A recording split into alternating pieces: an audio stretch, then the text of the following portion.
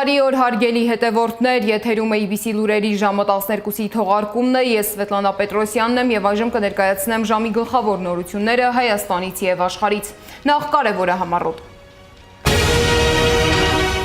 Փաշինյանի հակաեկեղեցական արշավը մտել է նոր փուլ, 10 եպիսկոպոսներին միացել են քահանաներ։ Փոխադարձ մեղադրանքներ, ով է պատասխանատու հոսանքազրկումների համար, նախկինները թե գործող իշխանությունը։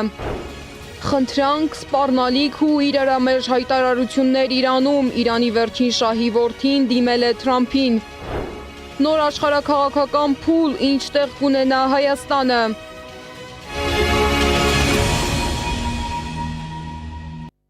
Եվ այսպես Փաշինյանի հակաեկեղեցական արշավը վերածվել է ակցիայի։ 10 եպիսկոպոսներին հաջորդել են 16 քահանաներ, որոնք միացել են Փաշինյանի այսպես կոչված բարենորոգման նախաձեռնությանը։ Իսկ մայրաթորին հավատարիմ հոգևորականները կոշտ են արտահայտվել եկեղեցու դեմ ընթացող արշավին միացողների վերաբերյալ։ Սոցցանցերում ընդգծում են, որ չեն ընդունում եկեղեցին ու ժողովրդին պառակտող ցանկացած քայլ։ Ասողիկ Աբեղա Կարապետյանը նշել է, որ պառակտիչները կպատժվեն և կոչ է արել քահանաներին ու ժողովրդին մնալ միասնական, հավատարմորեն ծառայել եկեղեցուն ու ազգին։ Հայոց եկեղեցին զորեղ է և այս փորձությունն ամրությամբ ու իմաստությամբ կհաղթահարի, ինչպես անցյալի բոլոր փորձությունները։ Շատ բնական է, որ ի հայտ եկան իրենց ամբարի, շտապստամբ ու կանոնազանց թեմակալ առաջնորդներին հետևորդ անարժանապատիվ նույնատիպ մի քանի քահանաներ։ Որոշ է, որ բոլոր այս աստված ուրած և հակաեկեղեցական գայթակղեցնող գործողություններն ու անձերը, որոնք այլևս աստվածային պատժի ներքո են, արժանանալու են նաև մեր Սուրբ եկեղեցու և Մայր Աթոռ Սուրբ Էջմիածնի արդար և իրավ վճռին։ Թող ամենասուրբ Աստված իր աստվածային արդարությամբ և ճշմարտությամբ հայոց եկեղեցուց սրբի և հեռացնի վարձկան, կեղծ և արծաթասեր, անդեմ ու աննկարագիր սպասավորներին։ Պատիվ ունեմ խմբակցության քարտուղար Տիգրան Աբրահամյանը ևս անդրադարձել է տիրող վիճակին, նշելով, որ իր ձևակերպմամբ երկրում գործող պառակտիչը նպատակ ունի քանդել եկեղեցին ու բաժանել ժողովրդին։ Նրան միացող տիրադավները վաղ թե ուշ ծնկի են գալու եկեղեցու առաջ և ներում են խնդրելու, թե այն հոգևոր առումով ինչ հանգուցալուծում կունենա, հարցի այլ կողմն է։ Ես նույնիսկ չեմ էլ ուզում այդ մարդկանց բացատրել, թե իրենց քայլերն ում և ինչին են ծառայեցվելու, իրենք գիտեն։ Եթե ընտրել են դավաճանի, ուրացողի և արժեզուրկի կարգավիճակ, ապա դա իրենց ընտրությունն է։ Պետության առողջ ու կենսունակ խմբերի, կառույցների խնդիրն է, որպեսզի երկրում տեղի ունեցող զարգացումները ճիշտ հունթեք են, այն վերածելով առողջացման, այլ ոչ թե ոչնչացման պրոցեսի։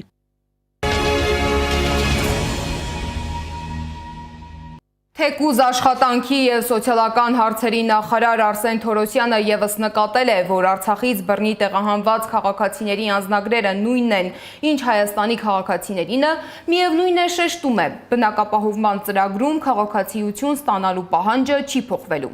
Այս հարցը աշխատանքի և սոցիալական հարցերի նախարարության աշխատանքը ներկայացնող ամփոփիչ ասուլիսի ընթացքում բարձրացրել է իմ գործընկեր Անի Աբաղյանը։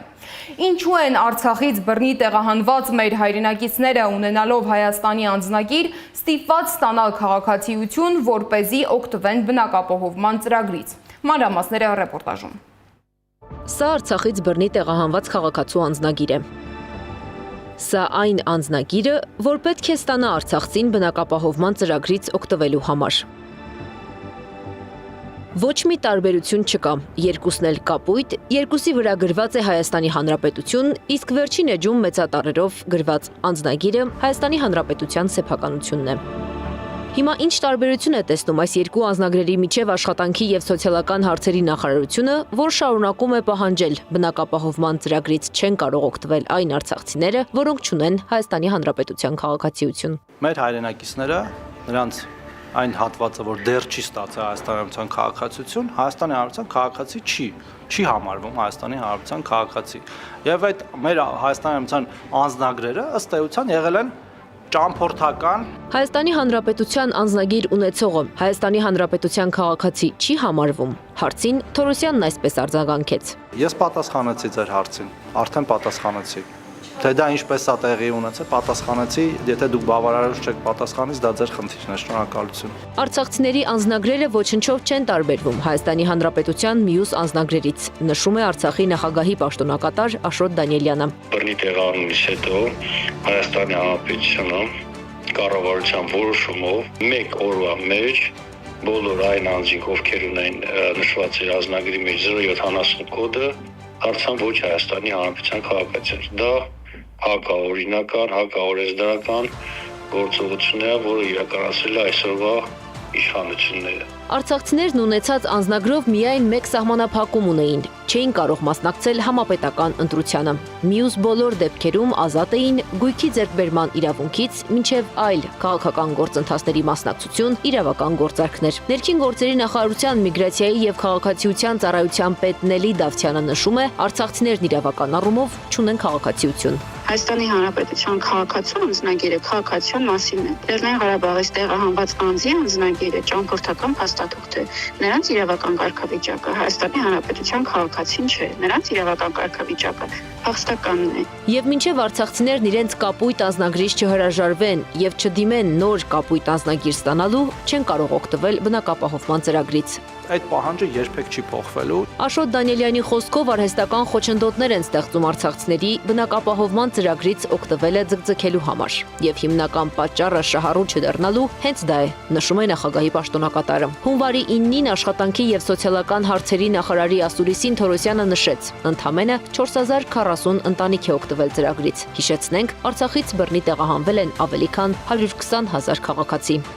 Անիա Բաղյան, Տարոն Ղանդիլյան, Սամվել Իսրայելյան, Գեգամ Ղազարյան, ABC Media։ Մարազմ է Նիկոլ Փաշինյանի մեղադրանքը, թե չկա մի ընտանիք, որից հեծը նախկինում գումար գողացած չլինի, վստահեցնում է հեծ նախկին տնօրենի ժամանակավոր պաշտոնակատարը։ Նրա համոզմամբ հեծ ներկայիս ղեկավարությունը գործակցելով Հայաստանի իշխանության հետ շարունակում է մոլորեցնել հասարակությանը։ Ով է պատասխանատու հոսանքազրկումների համար, նախկինները, թե գործող իշխանությունը, Սեդա Մակարյանն է ներկայացնում։ Եթե 6 ամսվա ընթացքի process-ները տեղի չունենային, հոսանքազրկված բնակավայրերի թիվը կլիներ ոչ թե ձեր նշածը, այլ ձեր նշածից 3 անգամ ավել։ Սփոփանքի խոսք համանորը խավարում դիմավորած բնակիչներին։ Վարչապետ Նիկոլ Փաշինյանը պնդում է, որ իշխանության հմուտ կառավարման շնորհիվ վերջին 6 ամսում էլեկտրաէներգիայի անջատումներն ավելի հազվադեպ են դարձել։ Իսկ դեկտեմբերի վերջին Էրեբունու ենթակայանում տեղի ունեցած վթարի համար մեղադրում է հեծի նախկին ղեկավարներին։ Այն փաստը, որ մարդիկ եղել են մարդիկ, որ ամանորի գիշերը անցկացրել են հոսանքազրկված բնակավայրերում, ցույց է տալիս այն կառավարման արդյունքները, որ նախորդիվ շրջանում իրականացվել է Հայաստանի էլեկտրական ցանցերում։ Հեծի նախկին գլխավոր տնօրեն Դավիթ Ղազինյանը սակայն այս մեղադրանքներին ի պատասխան նշում է. Էրեբունիում էլեկտրաէներգիայի մատակարարումը վերականգնվել է Սամվել Կարապետյանի միջամտությամբ։ Խնդրել են բնականաբար պարոն Կարապետյանը փաստաբանի միջոցով այնտեղից ասել է տվեք։ Հաշվի առնելով միայն եւ միայն, որ մեր ժողովուրդը շատ երկար օրեր մնալու էր առանց հոսանք։ Համոզված եղեք, դա պետք է ներկրվեր դրսից, իսկ արդեն պատկերացրեք լարս, մյուս խնդիրները։ Կառավարության նիստից հետո տեղի ունեցած ճեպազրույցում Նիկոլ Փաշինյանը նոր մեղադրանքներ է հնչեցրել Կարապետյանների հասցեին, հայտարարելով, թե նրանք տարիներ շարունակ թալանել են Հայաստանի յուրաքանչյուր ընտանիքի։ Դավիթ Ղազինյանը նման հայտարարությունները որակում է մարազմ։ Գիտեք, շատ դժվար է մեկնաբանել անմեկնաբանելին։ Երբ որ երկրի ղեկավարը հայտարարում է կառավարության շենքում, որ հեծը գողացել է ամեն ընտանիքից եւ ամենայն պատասխանությամբ ինչքան հիշում եմ, սրա մեկնաբանությունը հերքում են անգամ իրենք։ Այսօր կառավարիչը փորձեց սրբագրել իր ղեկավարի արած հայտարարությունը, բայց դու չի կարող ասել այդպիսի բան չկա։ Իր ղեկավարը նշում է ամեն ընտանիք, կառավարիչը նշում է տասնյակ հազարավոր ընտանիքներ։ 2026 թվականին ատոմակայանը 150 օր չի աշխատելու։ Ղազինյանն է ասուլիսի ժամանակ հայտարարել ու զգուշացրել. կառավարման այս մոդելի դեպքում Հայաստանի մեծ մասն առանց լույսի կմնա։ Հեցի նախկին ղեկավարներն այս ամենի ֆոնին շարունակում են հայտարարել, որ այդուամենայնիվ Հայաստանում էլեկտրաէներգիայի սակագնի իջեցում հնարավոր է եւ չի առաջացնում ոչ մի խնդիր։ Հարց է առաջանում, լավ ընտրություններից հետո Աստված մի արասցի, թե իրենք հաղթեցին։ Ինչ է լինելու։ Պարզ բան, ուղղակի թանկանալու է սակագինը, որտեղ տարբերակ չկա։ Սամվել Կարապետյանի պարագայում եւս մեկ անգամ հիշեցնեմ, արդեն 10 տարի չի թանկացրել խոսքը հեծի մասին է։ Եվս 10 տարի խոստացել է չթանկացնել։ Դավիթ Ղազինյանը հերքել է նաև վարչապետի այն պնդումը, թե նախկինում հոսանքազրկումները ավելի հաճախակի էին։ Նրա խոսքով 2024 թվականի դեկտեմբերի 31-ին Հայաստանում առանց էլեկտրաէներգիայի է մնացել 6750 բնակիչ, մինչդեռ 2025 թվականի նույն օրը այդ թիվը հասել է 117021-ի։ Սեդա Մակարյան, Նորայր Հակոբյան, Նոնա Գևորգյան, ABC Media։ Իսկ մինչ իշխանությունը խոսում է նախկինների մեղքերի ու պատասխանատվության մասին, մոռանալով ներկա բացթողումները, երևանցիները շարունակում են վտանգների միջով անցնել։ Մայրաքաղաքի հարյուրավոր բնակիչներ վերջին օրերին հայտնվել են հիվանդանոցում մերկասառույցի վրա սայթաքելու եւ տարբեր աստիճանի կոտրվածքներ ստանալու պատճառով։ Ով է պատասխանատու գրեթե 10 օր սառույցով պատված մայթերի համար, ռեպորտաժում։ Սա սահադաշտ չէ, այլ Երևանի կենտրոնի բակերից մեկը։ Հարյուրավոր քաղաքացիներ հայտնվել են հիվանդանոցներում մերկասառույցի վրա սահելու ու կոտրվածքներ ստանալու պատճառով։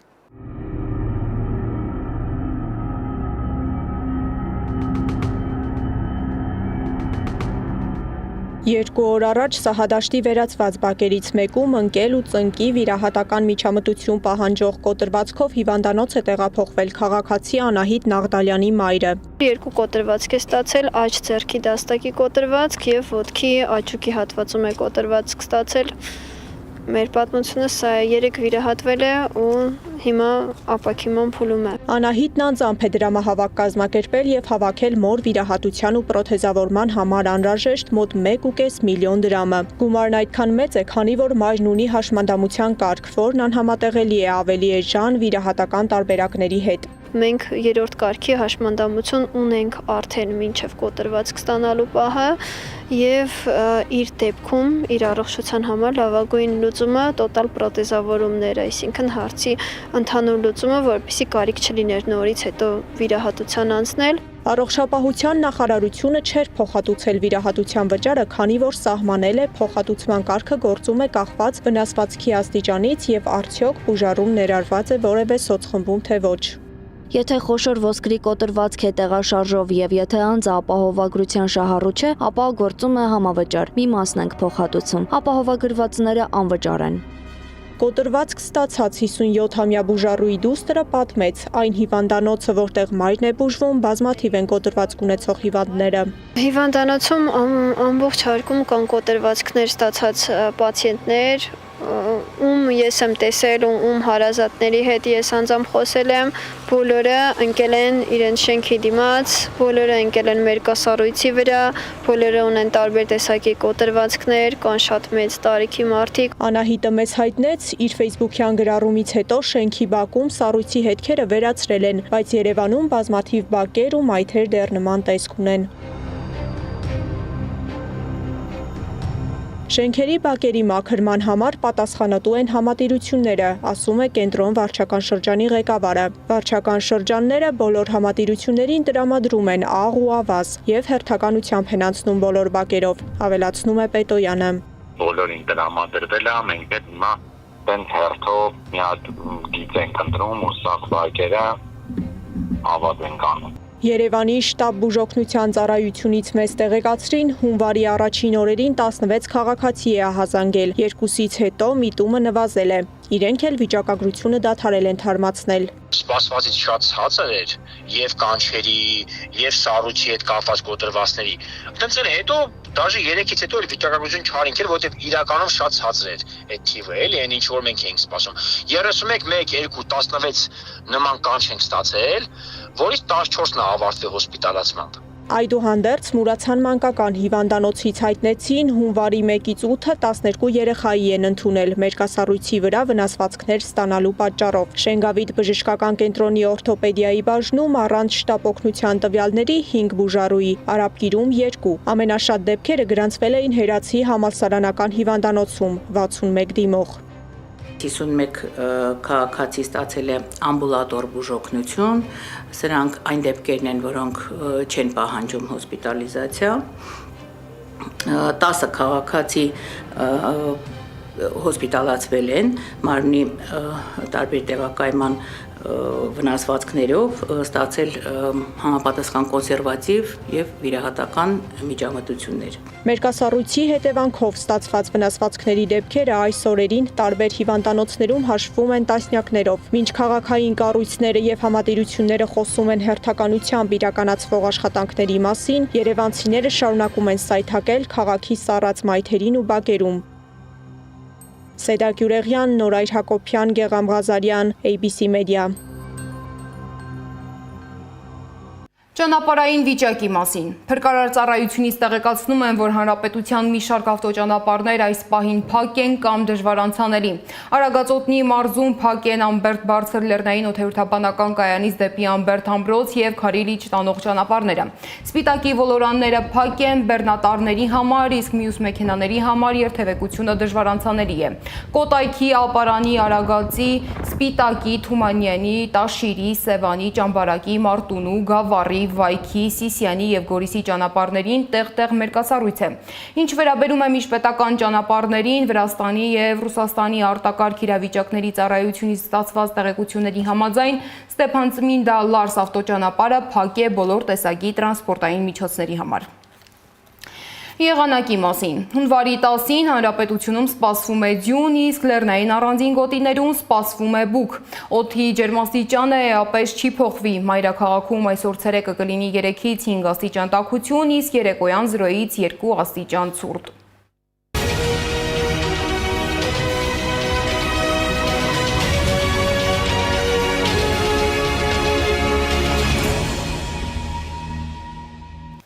Իրանում 13 օր է արյունալի բախումները շարունակվում են։ Իրանական արժույթի կտրուկ արժեզրկումը եւ խորացող տնտեսական խնդիրները մարդկանց հանել են փողոցներ։ Այս ֆոնին սրվել է նաեւ ԱՄՆ-Իրան լարվածությունը։ Իրանի գերագույն հոգեվոր առաջնորդ Այաթոլլահ Ալի Խամենեին արձագանքել է ԱՄՆ նախագահ Դոնալդ Թրամփի հայտարարություններին, հորդորելով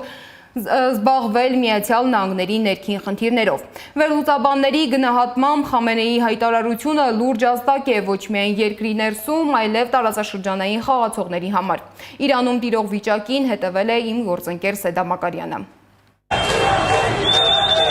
Կրակոցներ, այրված դրոշներ, փակ փողոցներ, պայթյուններ։ Իրանում վերջին 12 օրերի ամենալարված գիշերն է եղել։ Հայ երիտասարդ է զոհվել ցույցերի ընթացքում։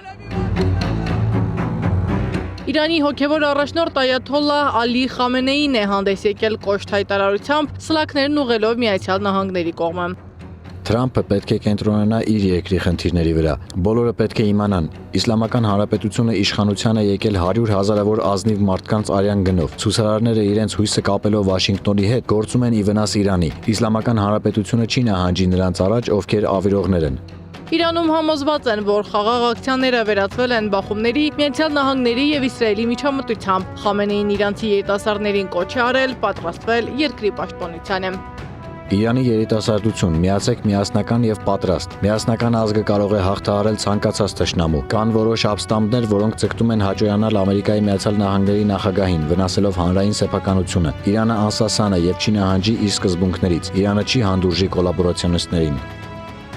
Իրանցի վերլուծաբան Էհսան Մոհավերդյանը հայտարարել է, որ երկրի բնակչությամբ երկրորդ խոշոր քաղաքում Մաշհադում, որը համարվում է առավելապես պրոիշխանական տրամադրություններով քաղաք, եւս ցույցեր են տեղի ունեցել։ Նրա խոսքով սրբավայրի կարգավիճակ ունեցող քաղաքում նման զարգացումները չեն համապատասխանում Մաշհադի սոցիալ-քաղաքական տրամաբանությանը։ Մաշհադը գտնվում է Իրանի հյուսիս-արևելյան շրջանում, Աֆղանստանի սահմանին շատ մոտ, մեծությամբ Իրանի երկրորդ քաղաքն է։ Մաշհադում է թաղված շիաների 8-րդ իմամը Ռեզան։ Հայաստան։ Քաղաքը կարևորագույն սրբավայր է։ Ցույցերի էպիկենտրոնը եղել են 2 թաղամասեր, որտեղ հիմնականում բնակեցված են եղել աֆղաններով եւ բալուչներով։ Անհրաժեշտ է հստակ հետևություններ անել եւ հասկանալ, թե ինչու հենց այդ 2 թաղամասերն են դարձել էպիկենտրոն։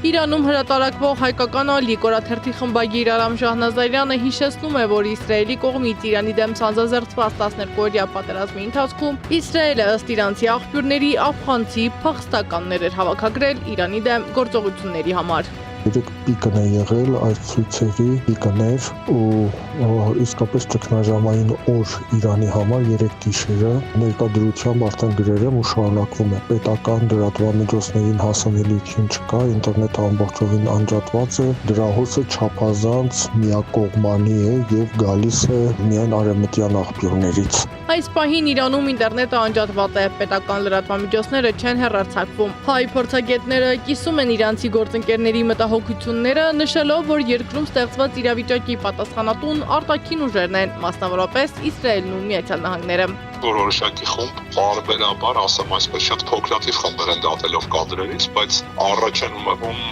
Իրանի գահանկեց շահի, գահանկեց արքայի որդու, ասեմ այսպես, իշխանության գալու հանգամանքը եւ եթե ուշադիր հետևում ենք հատկապես գործընթացները լուսաբանող հակաիրանական ԶԼՄ-ներին, ապա տեսնում ենք, որ այդ հատվածում գնում է ակնհայտ ուռճացում։ Ոստի պարզ է, որ գործընթացը ոչ միայն օբյեկտիվ պատճառներով երկրի ներսում է, այլև երկրից դուրս հակաիրանական զանազան ԶԼՄ-ներով փորձ է կատարվում ուռճացնել։ Իրանի իշխանության դեմ զանգվածային ակցիաների հիմնական պատճառը Արմեն Վարդանյանի խոսքով երկրի խորացող սոցիալ-տնտեսական ճգնաժամն է, որն ուղղակիորեն պայմանավորված է Իրանի նկատմամբ կիրառվող ամերիկյան պատժամիջոցներով։ Այս անգամ ուշագրավ էր, որ շատ էին պահանջները Ռեզա Փահլավիի վերադարձի հետ կապված, Փահլավիի վերադարձի հետ կապված, որը Իրանի վերջին շահի որդին է, թագաժառանգը, այսպես ասած, որը ԱՄՆ-ում, եւ այս անգամ բավականին շատ այսպես ոչր կային նրա վերադարձի պահանջով։ Վարդան Ոսկանյանն էլ հիշեցնում է, գահանկեց արված շահի ժառանգը բնակվում է Միացյալ Նահանգներում եւ չունի լայն հեղինակություն Իրանի ներսում։ Նրա խոսքով Փահլավին օգտագործվում է որպես գործիք հակաիրանական գործողությունների համար։ Կարծում եմ, որ դրա թիկունքում կարող են կանգնած լինել այնպիսի հակաիրանական ուժեր, ինչպիսին Իսրայելն է, գիտեք 12-օրյա պատերազմի ընթացքում այս անձը իր աջակցությունը հայտնեց Իսրայելին սեփական հայրենիքը ռմբակոծելու, ռմբահարելու եւ սեփական հայրենիքի դեմ պատերազմ սկսելու առումով։ Շահի որդին այդուհանդերձ հանդես է եկել կոչով, դիմելով բողոքի ակցիաների մասնակիցներին եւ առաջնորդներին խմբերը միավորելու եւ պայքարը շարունակելու կոչով։ Ես հպարտ եմ ձեզանից յուրաքանչյուրով, ովքեր հինգշաբթի դուրս են եկել փողոց։ Դուք ցույց տվեցիք, թե ինչպես կարող է բազմամարդ զանգվածը ստիպել անվտանգության ուժերին նահանջել եւ սահմանափակել ճնշումները։ Նրանք, ովքեր կասկածներ ունեն, ուրբաթ դուրս եկեք փողոց, միացեք ձեր հայրենակիցներին։ Կոչ եմ անում բողոքի ակցիաների առաջնորդներին միավորել խմբերը, հնարավորինս մեծ բազմություն ձևավորելու համար։ Հաղթանակը ձերն է։ Իրանագետները շեշտում են Իսրայել-Միացյալ Նահանգներ դաշնակցության ռազմավարական նպատակը Իրանի թուլացումն ու ոչնչացումն է։ Նրանք պատահական չեն համարում, որ երկրում զանգվածային անկարգությունների ակտիվացումը համընկնում է Միացյալ Նահանգների վարած ագրեսիվ եւ զավթողական քաղաքականության հետ։ Սեդամ Ակաջյան, Անդրանիկ Մանսուրյան, ABC Media։ Ինչպես հասկացաք, ի տարբերություն Իրանի հոգևոր առաջնորդի, Իրանի վերջին շահի որդին դիմել է ԱՄՆ նախագահին, խնդրելով պատրաստ լինել միջամտել եւ աջակցել Իրանի ժողովրդին։ Նա ընդգծել է, որ երկրում շարունակվում են զանգվածային բողոքի ցույցերը, որոնց ընթացքում ցուցարարները բախվում են ոչ միայն ուժի կիրառման, այլև ինտերնետային եւ հեռախոսային կապի ամբողջական խափանմանը։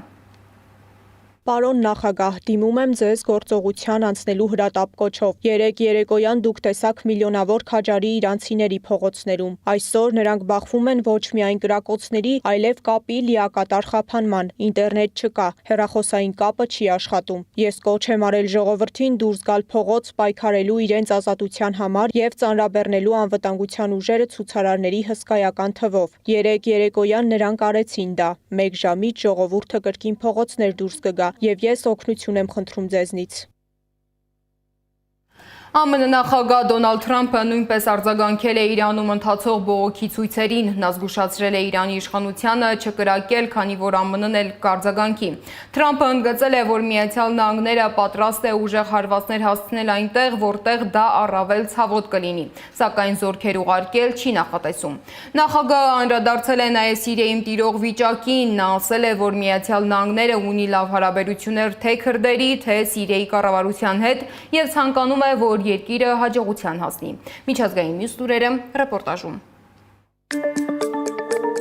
Եվրոպական միությունը Իրանի իշխանություններին կոչ է արել վերականգնել ինտերնետ հասանելիությունը։ Եվրոպական միության արտաքին քաղաքական ծառայության ներկայացուցիչ Անվար Ալանունին հորդորել է հարգել խոսքի ազատության եւ խաղաղ հավաքների իրավունքները եւ վերականգնել ինտերնետը։ Հզոր փոթորիկ է տեղի ունեցել Ստամբուլում։ Ուժգին քամին ծովի բարձր ալիքները ծովային հաղորդակցության զանգվածային խափանումների պատճառ են դարձել։ Թուրքիայի պետական օդերևութաբանական ծառայության նախազգուշացումներից հետո փոթորկոտ քամին սկսել է ուժեղանալ առավոտյան ժամերին, հատկապես Բոսֆորի նեղուցում եւ Մարմարածովում։ Սիրիական բանակը Հալեպի Շեյխ Մաքսուդ թաղամասը հայտարարել է փակ ռազմական գոտի։ Տարածքում պարետային ժամ է հայտարարվել։ Իշխանությունները քաղաքացիներին խորհուրդ են տվել հեռու մնալ պատուհաններից, իջնել ստորին հարկեր եւ զգույշ լինել քրդամետ սիրիական ժողովրդավարական ուժեր կազմակերպությանը պատկանող օբյեկտներին մոտենալուց։ Իրենց հերթին քրդամետ սիրիական ժողովրդավարական ուժերը հայտարարել են, որ Դամասկոսի կառավարությանը կից ուժերը ծանր հրետանու կիրառմամբ տարածքը հրետակոծում են, բայց հանդիպում են քրդական ուժերի կատաղի դիմադրությանը։ Ամերիկայի Միացյալ Նահանգները ներկայացրել է Վենեսուելայում գործողությունների 3 փուլը։ Ըստ պետքարտուղար Մարկո Ռուբիոյի առաջին փուլը կայունացման փուլն է լինելու երկրի իշխանության հետ համագործակցությամբ, իսկ վենեսուելական նավթն օգուտ է բերելու եւ Ամերիկայի Միացյալ Նահանգներին եւ հարավամերիկյան երկրին։ Երկրորդ փուլը կոչվելու է վերականգնման փուլ, երբ երկիրը վերադառնալու է տնտեսական բնականոն վիճակի, իսկ երրորդ փուլում Վենեսուելան վերադառնալու է բնականոն գործունեության ու դառնալու է նորմալ երկիր, որն ամուր տնտեսական ու դիվանագիտական կապեր է ունենալու Միացյալ Նահանգների հետ։ Դոնալդ Թրամփն էլ իր հերթին տեղեկացրել է Վենեսուելայի իշխանության հետ լավ գործակցության մասին։ Նա տեղեկացրել է, որ հենց դրանով պայմանավորված ինքը որպես ժեստ չեղարկել է Վենեսուելայի դեմ հարվածների երկրորդ ալիքը։ Այս զարգացումները տեղի են ունենում այնպիսի ժամանակահատվածում, երբ աշխարհը մտնում է նոր աշխարհաքաղաքական փուլ ուժային կենտրոնների վերադասավորմամբ եւ ռեսուրսների աճող մրցակցությամբ։ Մերձավոր Արևելքը շարունակում է մնալ այդ բախումների կենտրոնը, եւ այն, ինչ տեղի է ունենում այսօր Իրանում, ցույց է տալիս, թե ինչպես են փոքր երկրները կանգնած մեծ մարտահրավերների առաջ։ Այս փոփոխվող աշխարհում Հայաստանի դիրքը դեռևս դժվար է կանխատեսել։ Ուժային կենտրոնների նոր դասավորությունը, տնտեսական ու ռազմավարական ռեսուրսների համար պայքարը, նաև տարածաշրջանային հակասությունները ավելի են ընդգծում փոքր պետությունների, այդ թվում Հայաստանի զգայուն ու խոցելի դիրքը։ 2026 թվական հին աշխարհակարգի փլուզումն ու նորի ձևավորումը մտել են ակտիվ փուլ։ Այս մասին այսօր խոսում են երկրների ղեկավարները բարձր ամբիոններից։ Մտահոգությունն ընդհանուր է։ Աշխարհում ընթացող պայքարի արդյունքում յուրաքանչյուր ուժային կենտրոն ձգտում է ստանալ իր բաժինը։ Այո, աշխարհի բաժանում է տեղի ունենում եւ առաջի տպավորությունը ըստ նաեւ աշխարհի հեգեմոն գերտերության ղեկավար Թրամփի խոսքերից ցիտում են բառացի, երբ որ ասում էր, որ արևմտյան կիսագունդը առհասարակ իրենցն է, այսինքն այդ տրամաբանության շրջանակներում եւ այն խոսույթը, որը շրջանառվում է, այսօր առավոտյան արդեն խոսում է, որ Մեքսիկան Միացյալ Նահանգների համար վտանգ է ներկայացնում, որտեղ ցամաքային կարտելները տեղափոխվում են Միացյալ Նահանգներ ցամաքային ճանապարհով։ Թուրքիայի նախագահ Ռեջեփ Թայիփ Էրդողանը զգուշացնում է. Մենք բոլորս ականատես ենք լինում աշխարհի եւ մեր տարածաշրջանի առջև ծառացած լուրջ սպառնալիքներին։ Էրդողանը շատ պրագմատիկ քաղաքականություն է վարում եւ կարողանում է այս խժդժությունների մեջ իր ուրույն տեղը ունենալ նախ այն մասով, որ այո, դուք շատ ճիշտ եք նշում, իրենց վերջին հայտարարություններն են ցուցիչ նաև մեզ համար, որ Էրդողանը չի ձերբազատվել եւ ընդհակառակը նեո-օսմանիզմի քաղաքականությունն է վարել, նեո-թյուրանական գաղափարն է առաջ քաշում։ Միջազգայնագետի խոսքով Թուրքիայի հավակնությունները գնալով ավելի բաց են դառնում։ Ընդամենը օրեր առաջ Անկարան հայտարարեց, որ դպրոցական դասագրքերում միջինասիական երկրները կներկայացվեն որպես թուրանական աշխարհ, ինչը ըստ փորձագետի ուղիղ քաղաքական ուղերձ է համաշխարհային վերաձևման ֆոնին։ Դավիթ Կարապետյանը չի թերագնահատում նաև Ռուսաստանի դիրքերը, հակառակ տարածված այն տեսակետի, թե Մոսկվան կորցրել է իր ազդեցությունը։ Ռուսաստանի վարած քաղաքականությունը, որը շատ մտահոգությունների առիթ է տվել հատկապես արևելյան Եվրոպայի երկրներից, ինչ որտեղ հիմնավորված է այն պատճառաբանությամբ, որ չի բացառվում, ոչ մեկ չի կարող բացառել, որ կայսերապաշտական նկրտումները չեն հասնի իրենց, մինչև Բալտիկ ծովի ավազան, Պոլշա, Բուլղարիա, Հունգարիա եւ այլն։ Էներգետիկ ռեսուրսների համար նոր եւ շատ ագրեսիվ մրցակցության արդյունքում վերագծվում է աշխարհի քարտեզը։ Այս փուլը շատ վերլուծաբաններ բնորոշում են վերաբաժանման ժամանակաշրջան։ Ուժային կենտրոնները վերադասավորվում են։ Անկասկած աշխարհը գտնվում է վերաբաժանման, վերադասավորումների, անվտանգության համակարգերի, թե կառուցվածքի, թե ընդհանրապես տրամաբանության վերաձևման փուլում։ Արևմտյան աշխարհը կորցնում է արդյոք այն ազդեցության գործիքները, որոնցով տարիներ շարունակ ճնշում է գործադրել այլ երկրների վրա։ Այս համատեքստում առանձնանում է Միացյալ Նահանգների ներքին եւ արտաքին քաղաքական վերաձևումը, հատկապես Դոնալդ Թրամփի վերադարձը ակտիվ քաղաքական օրակարգ։ Մի կողմից խաղաղության հռետորաբանություն, մյուս կողմից գլոբալ ազդեցության պահպանման փորձեր։ Թրամփի դերակատարմամբ այդ process-ը ստացել է նոր տրամաբանություն, նոր բնույթ, ավելի ակնառու եւ ավելի դինամիկ, եւ Թրամփը այդ իմաստով նույնիսկ կարծես թե նմանվում է այն բուլդոզերին, որը միջամտում է արդեն իսկ տեղի ունեցող process-ին եւ հին կարգի փլուզումներին հաղորդում շատ ավելի մեծ մասշտաբ եւ շատ ավելի ակնառու դրսեւորումներ։ Իշխանության եւ ռեսուրսների համար մղվող պայքարում ում կարող են հետաքրքրել Հայաստանի ռեսուրսները։